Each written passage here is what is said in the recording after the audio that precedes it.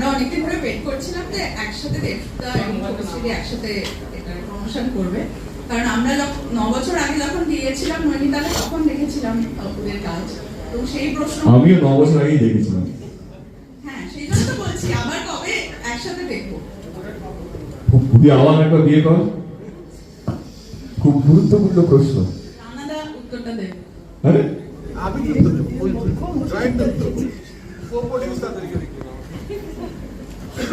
না, খুব ইম্পর্টেন্ট প্রশ্ন, মানে অবশ্যই ধন্যবাদ। মানে আমরা এক্সপেক্ট করছিলাম যে প্রশ্ন কি আসতে পারে, অনেক বিতর্কিত। আজকে আমরা খুব পজিটিভ মাইন্ডে আছি, নেগেটিভ কথা বলতে চাই না। আমি একটা আমার খুব প্রিয় কবি হেলাল হাফিজ, ওটা পড়ছিলেন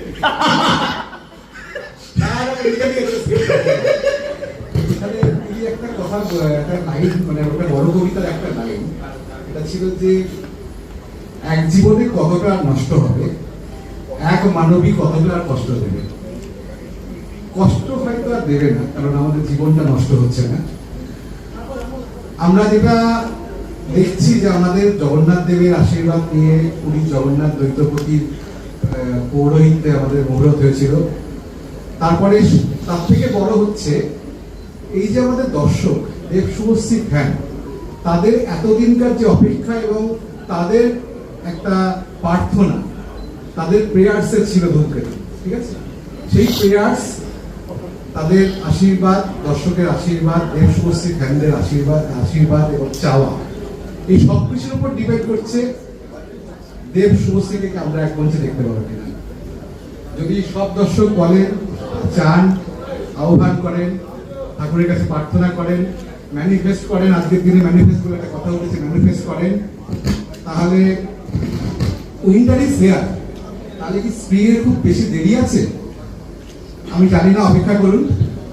আর আমার কাছে এইটুকুই উত্তর দেওয়ার আছে, বাকিটা যে মহাদেব, যে সব প্রবলেমের সলিউশন করতে পেরেছে, দেব আজকে মহাদেব হয়ে গেছে ধূমকেতু, সবকিছু তার হাতে। আচ্ছা, আমি একটা কথা বলি না, আমি একা বসে যে এতক্ষণ বাইক দিলাম, এতগুলো কথা বললাম, না আমরা এতগুলো শিল্পীরা আছি, তোমাদের কোনো অসুবিধা হয়েছে তো? হয়নি তো? কমিউনিকেশন করতে, কথা বলতে হয়নি তো? হয়েছে? অনুষদ হয়েছে, হয়েছে। তাহলে কষ্টটা কোথায়? বাস প্রশ্ন করতে হবে।